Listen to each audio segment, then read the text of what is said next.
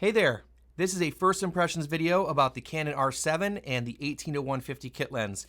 This camera just shipped yesterday and it showed up earlier today, and I've been playing with it as much as possible, try to get some thoughts and opinions about it to get out and share with everyone out there.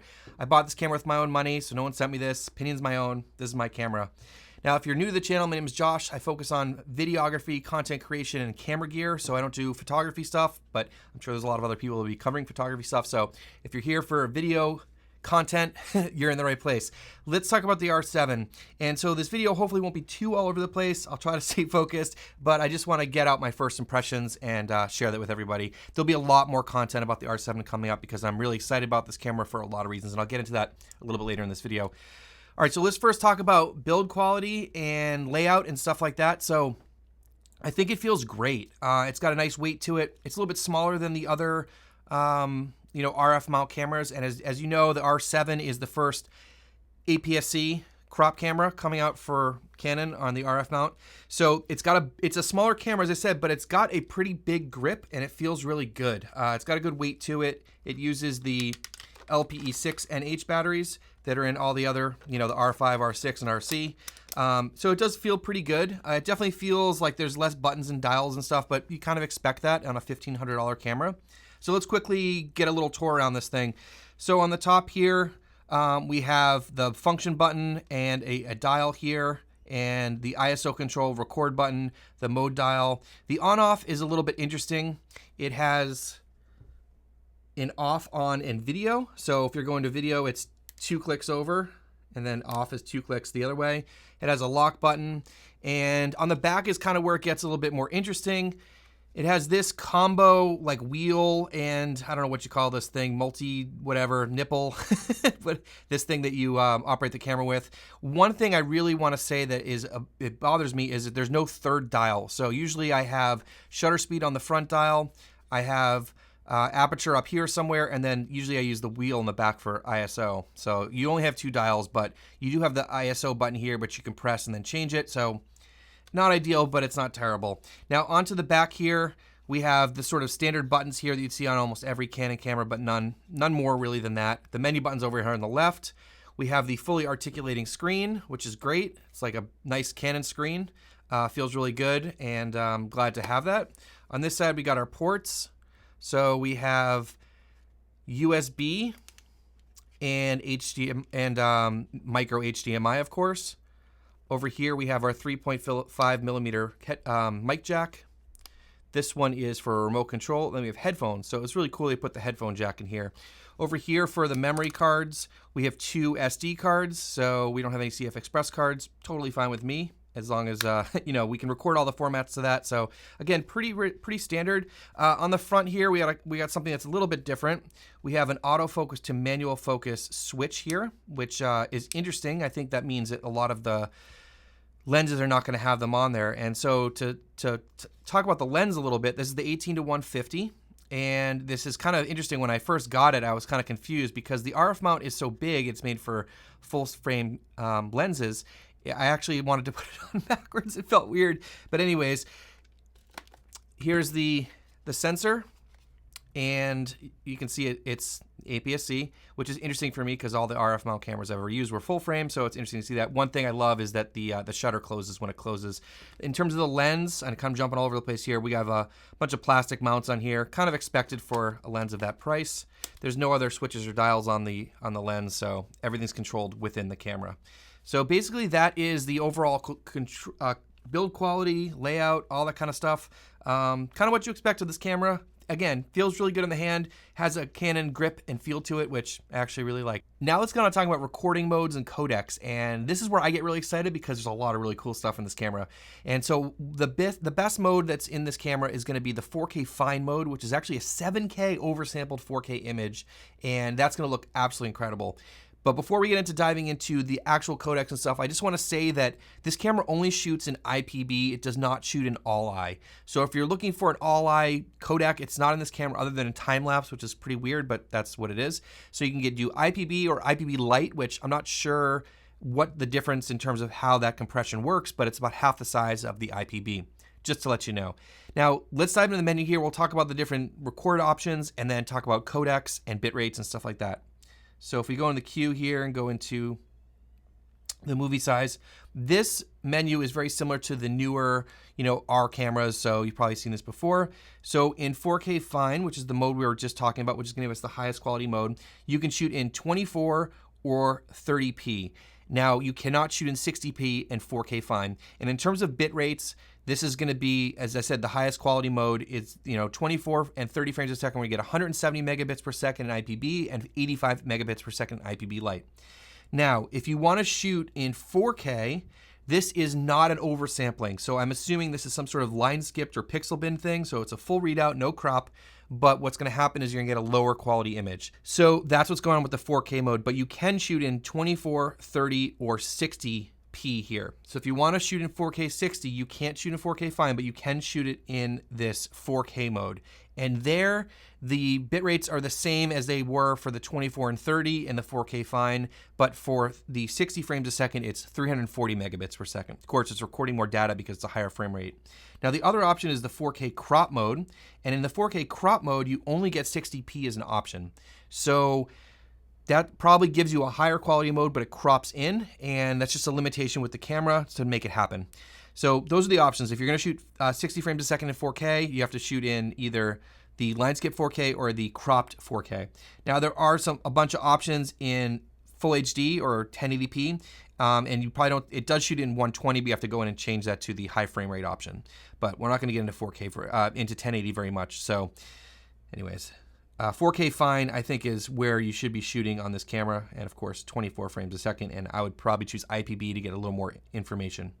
All right, so a couple other crazy things about this camera is that it shoots in C-Log 3, which I think was a little bit surprising for people. So let me show you where this is in the menu here. So if you go to the third menu option under the camera, there's Canon log settings, and here we go. And we can turn Canon log on and off. So let's turn it on, and it could shoot in C-Log 3. Now, let's talk about C-Log 3 for a second, because I did not expect C-Log 3 to be in this camera, but we can shoot in 10-bit 422, 4K Fine, in C-Log 3.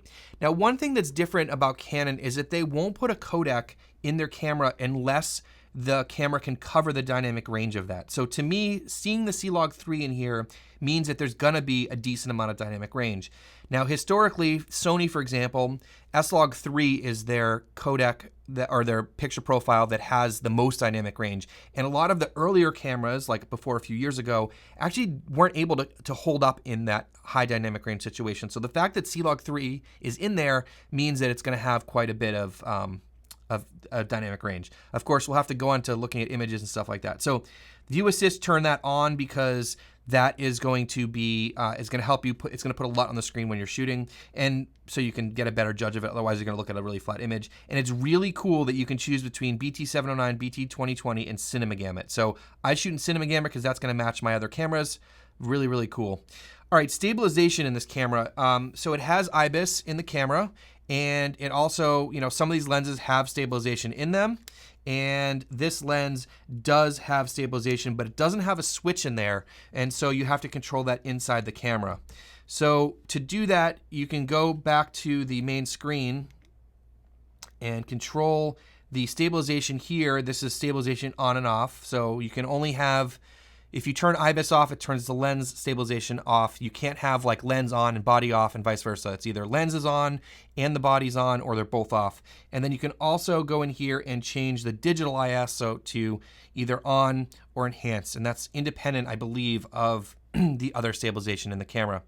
All right, what are some other cool features about this? Because there's definitely a lot of cool features in this camera. One is this right here, which is it shows the focal length on the screen. That is really cool. That's something I usually only see in cinema cameras. So as you zoom in and out, you don't have to look at the lens, you can look at the screen, and you can see that as I change the focal length, it'll change the number on the screen right there. So that's super cool. Again, as I mentioned before, one of the cool features is when you turn the camera off, the shutter closes and protects it. I think that's a great feature. I'm always worried about dust and stuff getting in the sensor, so it closes when it turns off. That's great. Another one is the auto leveling feature, And so I'm really curious how that's gonna work. We'll have to check that out later. There are some cool manual focus assist tools in this camera. So if you go under the autofocus settings, there's the manual focus peaking settings, which is the standard peaking. I have it on red and on high, so that's when you're focusing, you can see that on the screen.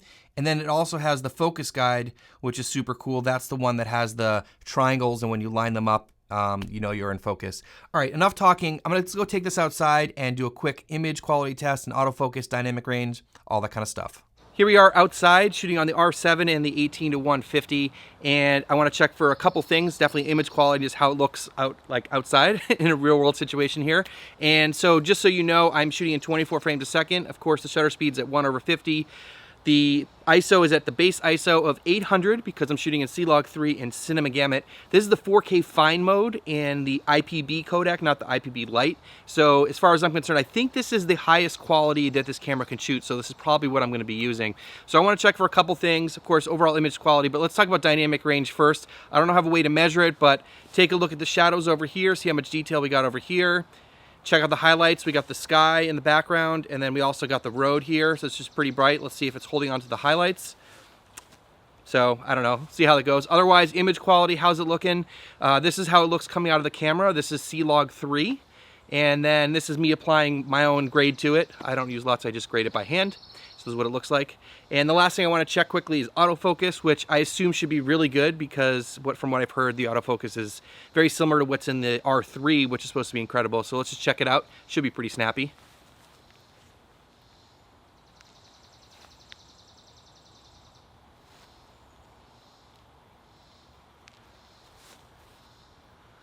Hopefully that did all right.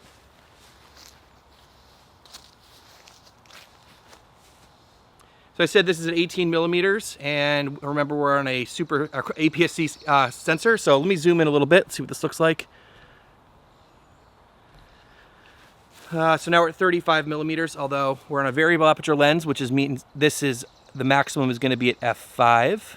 So let me open up the exposure a little bit. Hopefully that's good. So this is at f5. Of course, I'm gonna have to back up now because I'm at 35 millimeters. With that 1.6 crop, it's about, I think, 56 millimeter full frame equivalent, if I remember correctly. But of course, with the variable aperture lens, it stops down automatically for you. So we're at f5 here at 35 millimeters. So this is what it looks like around a 56 millimeter full frame equivalent, and getting a little bit of compression. We'll check the autofocus again real quickly.